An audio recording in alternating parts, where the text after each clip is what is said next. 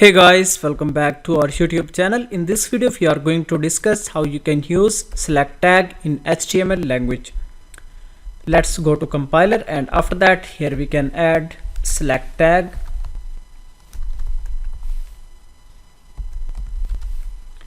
and now close this tag.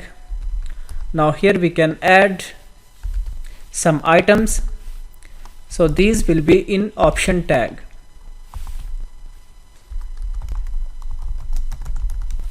Here we can add some text, and after that close this tag.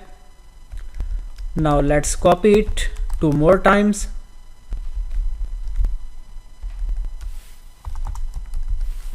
and here we can change the text.